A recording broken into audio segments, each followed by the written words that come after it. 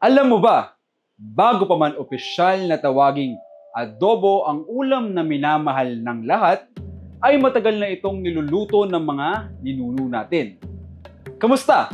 Ako si Charles Dion at welcome sa Way Back Wednesday, kung saan pag-uusapan natin ng mga pangyayari, mga bagay-bagay sa ating nakaraan at kasaysayan. Tara, pag-uusapan natin ang pinagmulan ng ating minamahal na adobo.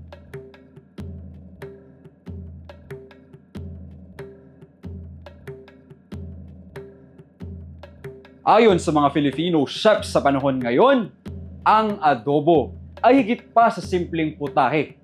Isa na ito sa pamamaraan ng pagluluto na matagal nang ginagamit ng napakaraming pamilya sa bansa. Ngunit alam mo ba kung saan nga ba nagsimula ang pangalang adobo? Ganito kasi yun. Bago pa dumating ang mga Kastila, ang mga katutubong Pilipino ay matagal nang marunong magpreserba ng karne nila. At dahil na din sa klima ng Pilipinas ay kailangang matutunan nila ito upang di sila magutom at para sa kanilang kaligtasan.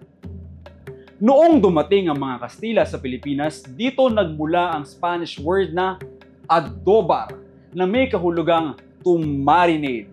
Nakuha ang salita na yon nang makita ng Kastilang pari na si Pedro de San Buenaventura ang ilang mga katutubong Filipino habang nagluluto ng adobo de los naturales o ang mas kilalang pangalan nito ngayon na kilaw o kinilaw. Mula noon hanggang ngayon, ginagamit ang salitang adobo ng mga katutubong Pilipino at mga Espanyol sa pagtawag sa putaheng ito. Ngayon, pag-usapan natin kung bakit tinatawag ang adobo na higit pa sa isang simpleng putahe at ang ating pambansang ulam. Karamihan sa mga Pilipino ay inaakalang iisa lang ang recipe ng adobo. Dito kayo nagkakamali. Iba't iba ito sa bawat pamilya at bawat sulok ng Pilipinas. Depende kung saang rehiyon sa Pilipinas ang paraan nila ng pagluluto ng adobo. Halimbawa, kung nasa Luzon ka, ay karamihan ng makikita mong adobo ay ang adobong puti dahil sa paggamit ng mga lokal sa suka. Sa Visayas naman, karamihan ay gumagamit sila minsan ng fermented black beans. At ang panghuli, kung ikay nasa Mindanao, ang mga adobo ay madalas dinadagdagan ng coconut milk o gata na nagre-resulta sa pagiging malapot nito.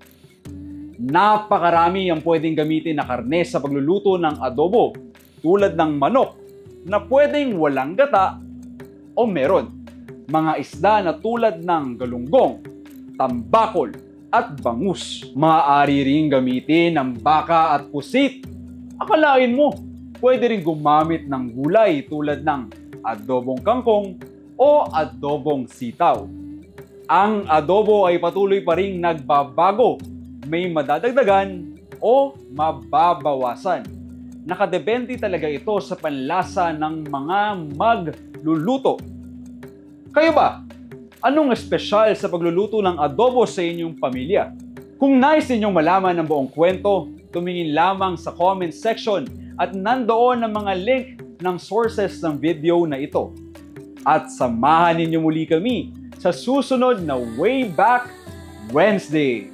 Ako, si Charles Dion, at ngayon, alam mo na!